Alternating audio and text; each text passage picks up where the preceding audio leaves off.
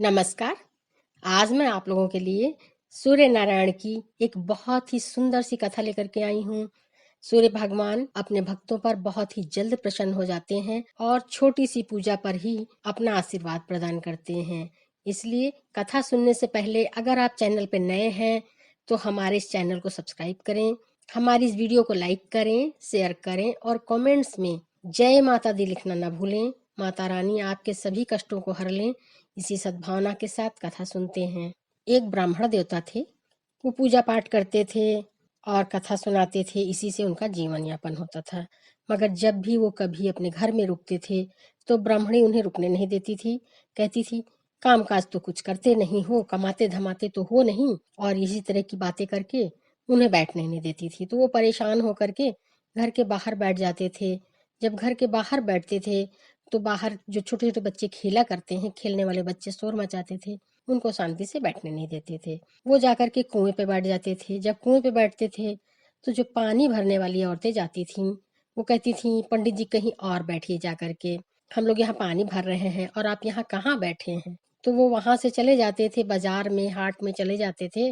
एक बार वो परेशान होकर के एक घने जंगल में चले गए और वहां जाकर के उन्होंने पूजा पाठ की, कथा पढ़ी और भगवान सूर्य को जल अर्पण किया। और जैसे ही उन्होंने जल अर्पण किया, वो जल जाकर के एक सूखे पीपल में पहुंच गया और वहां से बह करके पास में एक सूखा तालाब था, उसमें पहुंच गया। तो देखते ही देखते वो पीपल हरा हो गया और जो सूखा तालाब था वो दूध से भर गया। और ये ब्राह्मण देवता ने देखा तो बहुत आश्चर्यचकित हो गए। तभी पेड़ के पीछे से, पीपल के पेड़ के पीछे से एक आवाज आई, मांगो ब्राह्मण देवता मांगो, क्या चाहिए, मैं तुम्हें सब कुछ दूंगा, मनवांछित फल दूंगा, मांगो। इतना सुनकर ब्राह्मण देवता तो बहुत ही हैरान हो गए और घबरा भी गए। अपने घर वापस आ गए। घर वापस आ गए, दूसरे दिन फिर वहीं गए जंगल में। जब जंगल में गए, पूजा पाठ की, कथा पढ़ी और कथा पढ़ने के बाद में जैसे ही सूर्य नारायण को जल अर्घ दिया, जल अर्पण किया, वैसे ही वो जो सूखा पीपल था वो हरा हो गया, जो सूखा हुआ तालाब था वो दूध से भर गया। और पेड़ के पीछे से आवाज आई, मांगो ब्राह्मण देवता मांगो, क्या चाहिए, मैं तुम्हें मनवांछित फल दूंगा। इतना सुन करके ब्राह्मण देवता परेशान हो गए और अपने घर की तरफ चले आए। जब घर की तरफ चले आए, रोज उनको वहीं जाना पड़ता था क्योंकि कहीं बैठने को नहीं मिलता था। रोज वहीं जाते थे, पूजा करते थे और जब सूर्य नारायण को जल चढ़ाते थे तो ये आवाज आती थी। तो वो परेशान हो गए। इसी तरह में वो दुबले पड़ने लगे, कमजोर होने लगे। तो एक दिन उनकी ब्राह्मणी ने कहा, अरे ब्राह्मण देवता, आप तो बहुत ही कमजोर हो रहे हैं, क्या हो गया है आपको। तो ब्राह्मण देवता ने कहा, मेरे दुख की मत पूछो।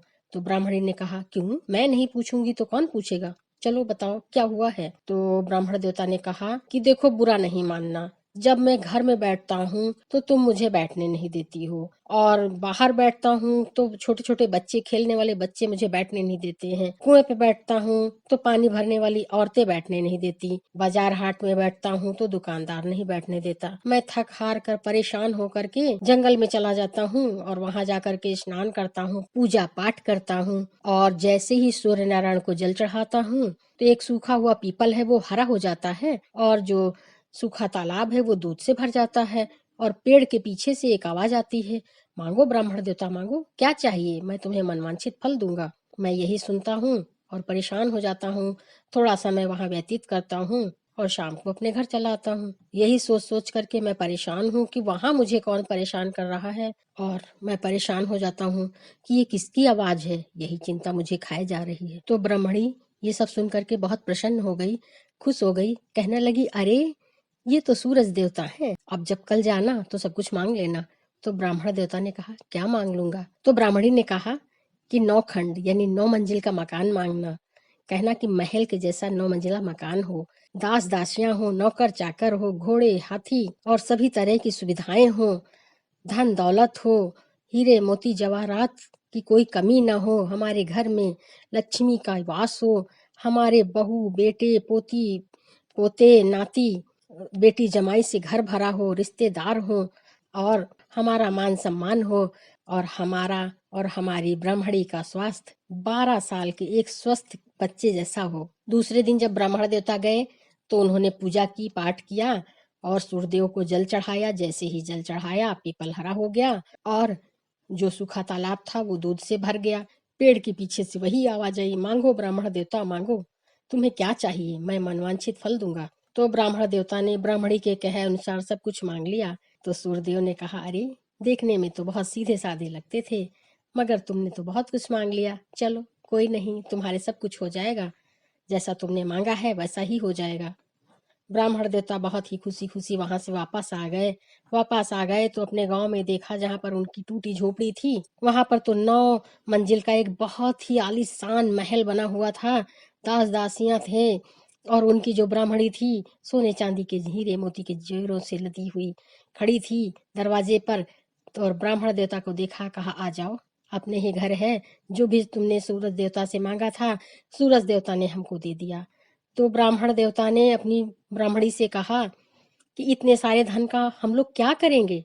तो ब्राह्मणी ने कहा, अरे धन से क्या नहीं होता है, धन से हम कुंवारी कन्याओं का विवाह करवाएंगे और ब्याही कन्याओं का गावना करवाएंगे, कुएं तालाब बावड़ी बाग बगीचे धर्मशालाएं बनवाएंगे, गरीबों की मदद करेंगे और पुण्य के हजारों काम करेंगे, पूजा पाठ करेंगे, दान करेंगे। तो ब्राह्मण देवता ने कहा ठीक है। तो ब्राह्मणी ने कहा कि ब्राह्मण देवता, हम लोग सबसे पहले ब्राह्मणों को भोजन करवाते हैं, तो आप जाइए पूरे आदर और सम्मान के साथ ब्राह्मणों को भोजन करने का न्योता दे आइए। तो ब्राह्मण देवता ने पान और फूल लेकर के बड़े ही आदर सम्मान के साथ सभी ब्राह्मणों को न्योता दिया भोजन का। सभी ब्राह्मण आए और उन्होंने बड़े ही प्यार से सोने चांदी के बर्तनों में भोजन करवाया और बाद में एक एक सोने का सिक्का सबको दिया। तो सब लोग ब्राह्मण देवता की जय हो, ब्राह्मण देवता की जय हो करने लगे। तो एक आदमी ने जाकर के राजा से शिकायत कर दी कि राजा साहब, ब्राह्मण भोज हुआ था और वहां पर तो सब लोग ब्राह्मण देवता की जय कर रहे थे, आपकी तो कोई जयकार नहीं कर रहा था।